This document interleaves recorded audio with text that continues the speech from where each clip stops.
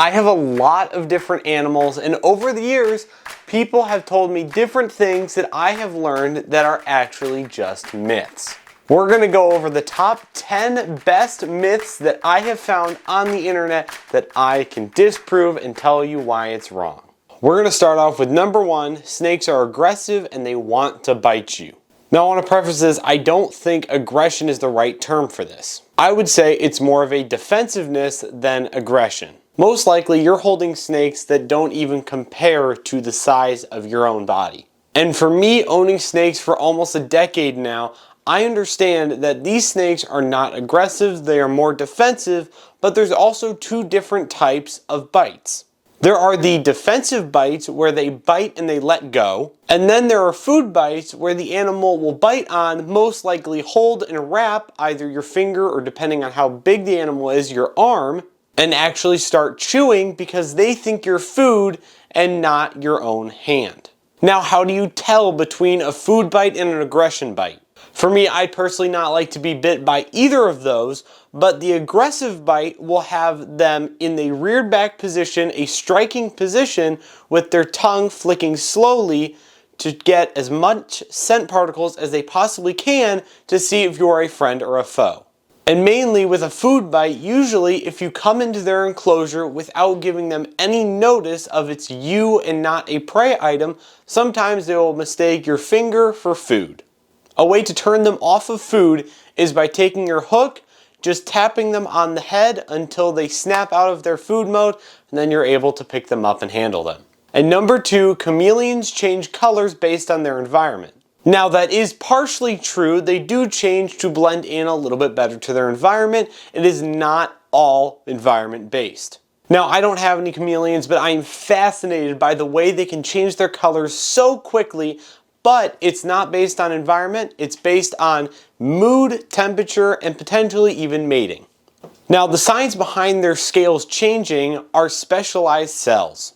These cells have nanocrystals that reflect light differently, and they're able to slightly change the color variations. And when they are darker and more drab, meaning they're in a lower temperature or even stressed out. And if they have brighter colors, that usually means they are not very stressed, they're very relaxed, they're looking for a mate, or they're warm.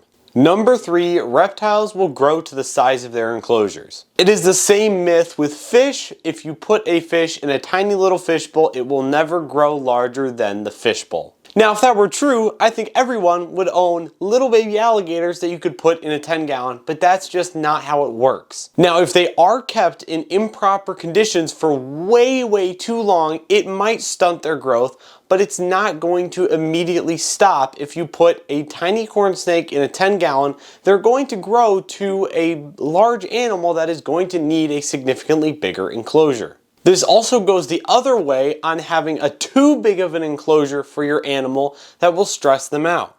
In some cases, yes, it will stress them out. But usually, for instance, if you take a tiny little baby corn snake, it's only about that big, and put it into a 4-foot enclosure, it might get stressed out because it cannot find heat, water, or get away to a secure enough spot where they feel secure. This moves on to number 4, which UVB and heat are not necessary if your building is warm enough. For many instances, like geckos from New Caledonia, yes, they do not need direct heat. But for animals like bearded dragons, tegus, blue-tongued skinks, any animal that needs a heat more than just a normal like 72 to 70 degree Fahrenheit, you're gonna want some sort of heat. Because if you don't give them the proper heat, they will not be able to digest their food reliably and end up killing your animal in the long run.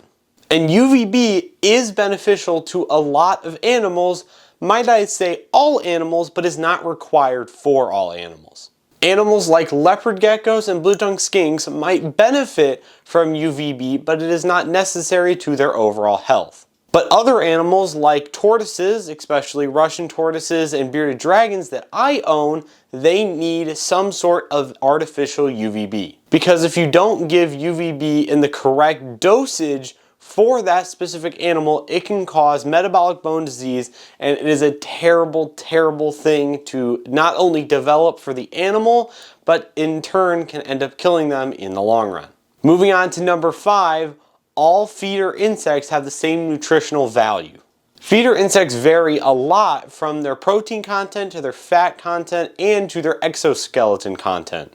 That's why I suggest feeding many different types of feeder insects to give your animal the best grouping of nutrition possible. If you want feeder insects that won't instantly jump away from you and get stuck in your house for a week, I would suggest dubia roaches and superworms. Those are the 2 types of feeders I mainly feed. I do supplement for crickets every once in a while, but usually I cannot keep them alive long term, and also they jump around and escape in my house. Feeder insects like waxworms and hornworms have a lot higher fat, so they should only be given mainly as treats for your animal every once in a while, and not as a staple diet. Before we continue on with these myths, I want to give a huge shout out to my Patreon members that help me do everything I do here at All Around Reptiles. So go down in the link in the description and join now for as little as $1 a month. We're going to move on to number 6. Animals that are wild caught are not only cheaper but also better than captive bred. When you get a wild caught specimen, that means they have been out in the wild gaining parasites and viruses and stuff like that that can affect your animals that have been captive bred and you're keeping yourself. So any disease or infection that that animal comes in with, you're going to have to take it to the vet to treat. And as a person who has 20 plus reptiles, vets are expensive, so usually the cost saving that you're getting from having it being wild caught is just going to be negated by the fact that you have to bring it to the vet and get all of these prescriptions for it. So I would always go with captive bred. But if you have a facility like a lot of these people, like Snake Discovery, like Wiccan's Wicked Reptiles, like Brian Barczyk, these people have quarantine places in place that they can keep those animals at, treat, and bring more blood and more genetics into the hobby. We're going to move on to number 7. Reptiles are stupid and they cannot learn. For the most part, reptiles are not stupid. They are highly intelligent animals, especially monitors and larger snakes. Now, they might not be the sharpest tools in the shed, but they aren't stupid. And I would love to see studies that could come out and show how intelligent these animals are with not only being captive, but also being in the wild. We're going to move on to number 8. Reptiles are not affectionate. Now, reptiles are definitely not affectionate in the normal sense like a dog, cat, or human. But animals like my Russian tortoises, they want to come out and spend time with me and wander around and see what I'm doing.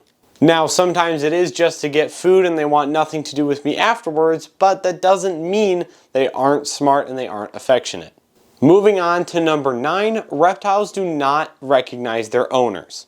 Yeah, that's just completely false because this guy right here, Einstein, he understands when I walk into the room, potentially he's going to come out or get fed, so he was always up the glass begging to come out. And other animals like my boa constrictors will come up to the glass and wait until I open their enclosure and they can go run around.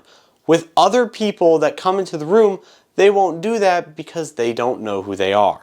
Just as you or I understand that, oh, I know that face, they do the same, just not in the conventional sense. And finally, number 10, you should handle your animal the moment you get it. Now, when you get your animal, you're going to want to do a first primary look over on making sure the snake is in good condition or the lizard is in good condition. But other than that, I would put your animal away for at least a day so it can acclimate to being in a new area and explore their enclosure. But you also want that animal to understand who you are. But after that day or two of acclimation, you should be handling your animal at least every other day to make sure it knows you are not a threat, so when you come into the enclosure, they expect good things and not scary things. Because it's a new environment and you want to show good, positive things that can happen from you coming to their enclosure. Well, with that being said, did you get myth busted by any of these myths that I've talked about today? Down in the comments down below, let me know if you did. But with that being said, that is going to do it for this video of All Around Reptiles. Hope you guys enjoyed. If you want to see more animals and more myth busting like this, subscribe.